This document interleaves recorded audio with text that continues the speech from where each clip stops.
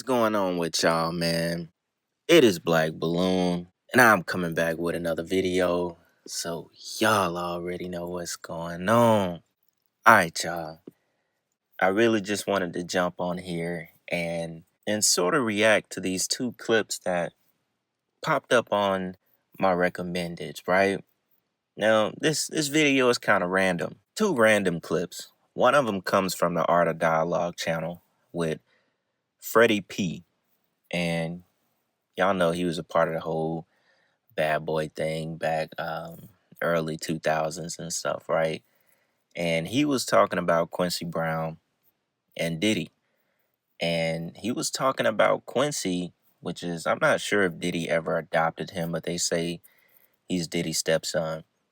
He was talking about whether or not he was actually in love with Diddy and that he might have been groomed at a young age by Diddy. And I thought it was interesting because when I clicked on it, I thought it was going to be a little ignorant. You know, I'll see like Art of Dialogue stuff pop up with some of the old Making the Band members, Freddie P, Chopper, all that stuff. And they talking about the case, Gene Deal.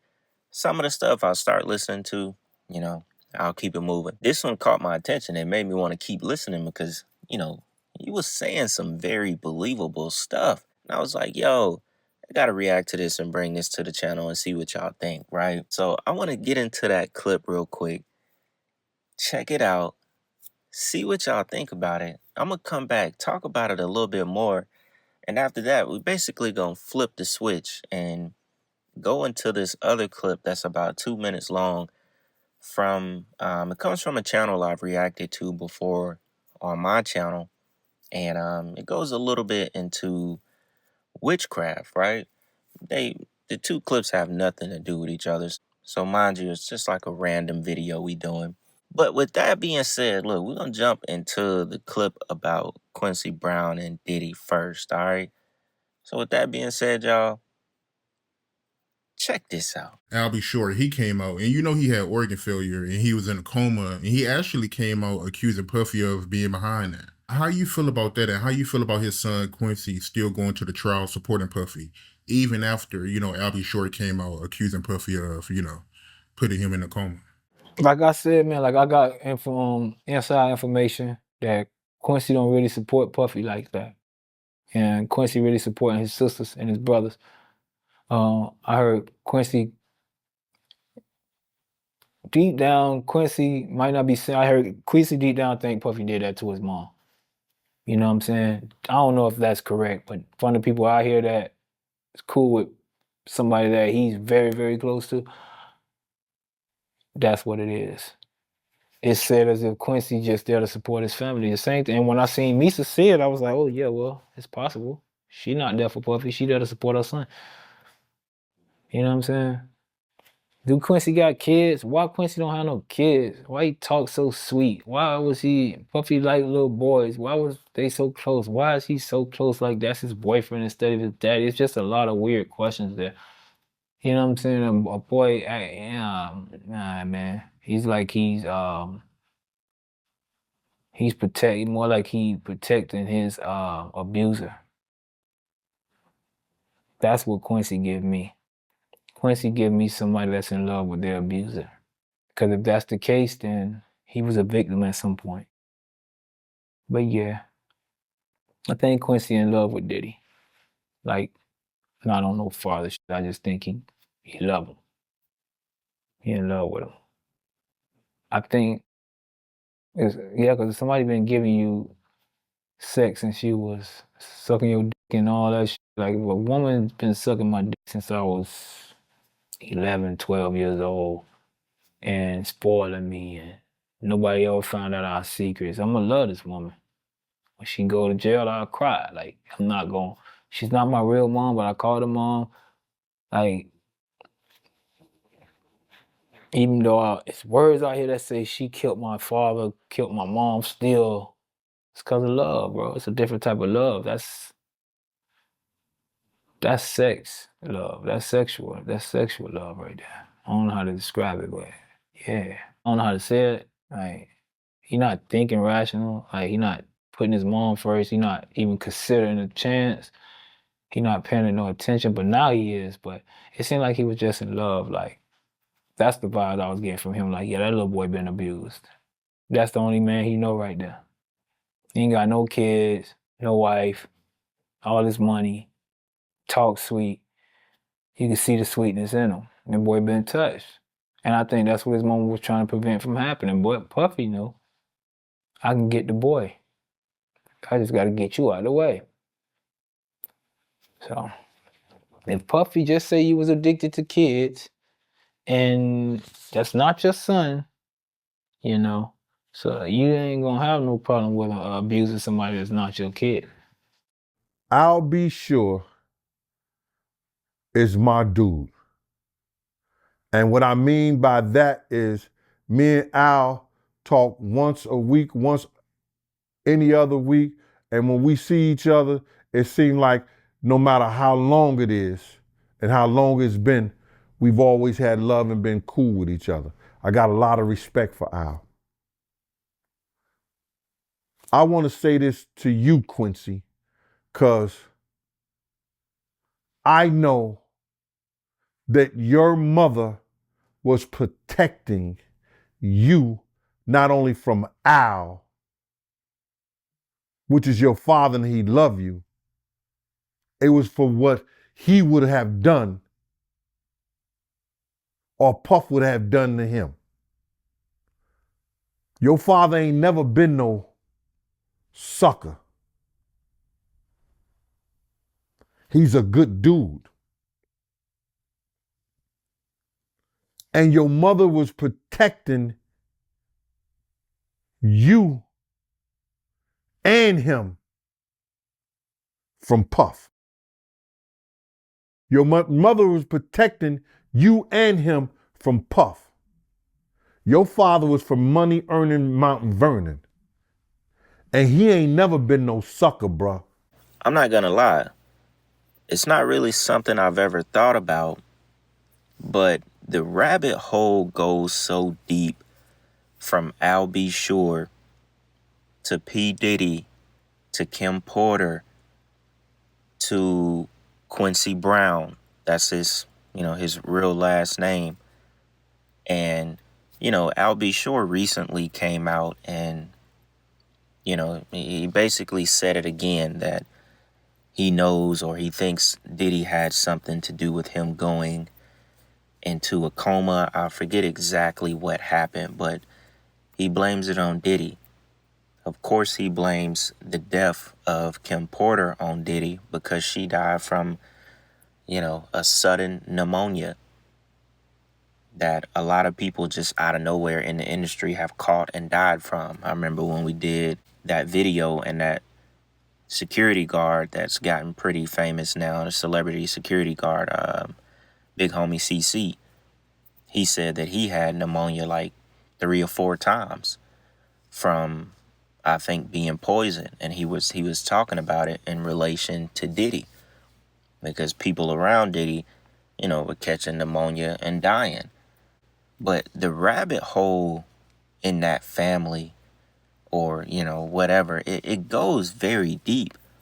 And we still basically speculate on the whole Kim Porter thing. We may not ever get that full truth. Al B. Sure, I mean, you can tell he's traumatized by everything that's happened, considering he was basically on his deathbed. I'm saying that because Freddie P basically saying that Quincy is suffering from Stockholm syndrome. Just looking at my beautiful son, boy, you's a beautiful black king. Thank Jesus, you, you just thank you, Dad. Woo! Man, Thank you. man, I appreciate it. man. I'm blessed. Love you. Thank you. I mean, what you doing, man? You're getting Where you start to generate feelings for a person that's abused you because your life revolves around this man. He's saying he's the only man he ever had, basically. Like this is the only family. So he hides that, abuse. I mean, obviously this is not, foolproof. I think Freddie P is, you know, he's just kind of saying what it looks like. But, I mean, when you think about everything that we've heard, we've learned from that family, it wouldn't be too far out there to believe that some of those things could be true. You know, I won't go as far as to say that he doesn't have any kids because he just rose that way. I mean, I don't know. You know, I've never looked too much into Quincy Brown, but I more wanted to, you know, show the clip on the channel because it was just interesting, because I've never really heard anybody talk about that dynamic that could be possible between them. Some strange reason, Puff always want to claim something that ain't his. I just think that it's a lot of brainwashing that went on. I think that, you know, he brainwashed those kids, and that's what narcissists and people of his caliber do to a lot of people around him. I feel like Quincy was brainwashed. I feel like Justin, the rest of them, Justin was too. Justin's mother was real strict. Misa was real strict with Justin. I think when he got with Puff, he got brainwashed. I mean, he's right. You know, technically, they aren't family. You know, and I don't know, man, with all the stuff that Diddy has been a part of, it's just something that I would not dismiss. But I thought that was very interesting, you know. If I didn't think it had some kind of rabbit hole to it, I wouldn't even, you know, put it in a video and talk about it. But when you just think about everything from Al B. Sure to Kim Porter, man, it is, you know, it's limitless to the possibilities of what could be going on, or what has been going on this entire time that we still don't know, and we may never know. So that I thought was very interesting. And so I won't drag that on too long. Like I said, I just wanted to get on here and basically react to these two clips, right? So we're going to switch it up for the back half of this video. And I want to play this clip that, once again, popped up on the channel. And it's witchcraft. It's like 2 minutes long, but I thought it was very, very interesting as far as men using witchcraft to make women fall for them, right? Thought this was very interesting, y'all. So we'll go ahead and jump into that. Then I'll come back and wrap the video up, all right? Check this out. I remember I had a barber, I've told you guys the story before. Yeah. And this barber of mine, he'd cut my hair. And I remember one day I came in and I was feeling disturbed in my spirit. Studying him, I'm looking at him. And I see he had like multiple rings on his fingers. And he began to disturb my spirit. And I told him to turn down the music. It's demonic. I didn't like the lyrics of it. Then he turned it up and he was drinking this, I think it was like a gin. You know, like it will make him more powerful. Yeah. So this is a silly guy. I remember he started to talk to us about, he said, any girl that I want, for as long as I have her name, I'll take her name to my voodoo priest. And that girl will like me. I can get her to like me. Jesus. I just need the name. And then somebody that was sat on the other side, he said, oh, so if you can get whatever you want or any girl you want, why don't you ask for $1 million? Yeah. And he said, the reason why I haven't asked for $1 million is because I'm not ready to sacrifice at that level. Yeah. And we were like, what? He said, in order to get $1 million, I'll have to fly to where my voodoo priest is, cover my eyes. They hand me a sword. And the condition is simple. Whatever stands before you, you kill. And if you can kill whoever stands before you, then you'll receive the $1 million. So there are some corridors of power you don't enter with an empty altar. Now, if y'all remember him, we reacted to one of his clips before where he was talking about Cornhub and he was talking about how we are watching spirits when we decide to watch corn. Y'all know what I'm talking about. It was a really good clip. It pretty much went viral on YouTube. He has a lot of knowledge, a lot of spiritual knowledge. He talks about a lot of witchcraft, demonic doors. He talks about a lot of stuff. You know, anyone looking for good information, he's definitely a page I would recommend. But he ended that pretty powerful. He said, there are corridors of power you do not enter with an empty altar. Basically told you there are certain things in life, there's certain powers, you know, even demonic powers that you don't walk into without having something to offer up. He's not telling a made up story, talking about a guy that was basically a warlock that used to cut his hair. You know, first off, that's something very spiritual in a sense right there. It's almost like how you don't want to eat everyone's food. They can put some whatever into your food. You also don't want just anyone cutting your hair. You know, it's like a direct line, direct energy line straight to your brain, straight into that aura, that magnetic field, you know, it's right there, the crown of your head. So you don't want just anybody cutting your hair. It don't matter that they're using clippers or scissors or whatever. A person is directly over your crown. You know, you want to make sure that this person has good intentions. They're not a witch. They're not a warlock. They're not using demonic practices or chants in their head while they're twisting your hair, you know, if you got dreads, or while they're cutting your hair, or just may sprinkle something in your scalp and you didn't see nothing because you're getting a haircut, you know, spray a mist into your head that is some kind of concoction. You know, that's something to think about as well. I mean, it's you know, evil practices out here, especially for men that get haircuts. Need to make sure that when they spray that head after that cut, that need to be something you see that they spraying. I mean, we know this is not for every barber there is, you know. Obviously, there was a situation where something told him that, you know, this barber was rubbing his spirit wrong. You know, he could tell he was a warlock, and he told him straight up. You know, he gets any girl he wants by going to see his voodoo priest.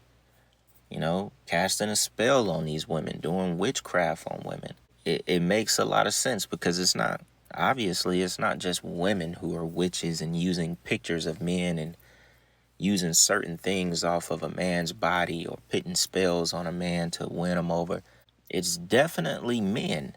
I mean, we were just talking about the whole Diddy thing. You know, he's not the only one out here. You know, there are people who are just as normal as ever, but they are practicing warlocks and witches, and it's not, you know, it's not in a good way. These people are actually doing rituals and chants and spells in order to gain access into your life spiritually, but very demonic as well. Because I have a lot of people hit me in the comments when I talk about this stuff like, oh, you need to do your research. It's not this, it's not that. I don't even pay attention to that. I don't care. You know, I don't care if you are a good practicing witch. I don't care. That's not what we here to talk about, because, you know, what really exists in this world, spiritual wickedness in high places, that is what we're here to be, you know, spreading. Basically, we're here to have discernment against that. I don't care about your supposed good practices of being a witch and hoodoo. I don't care. If you could see me right now, I should have did this video with my face on the screen, because I have. Look, I don't care. Don't comment.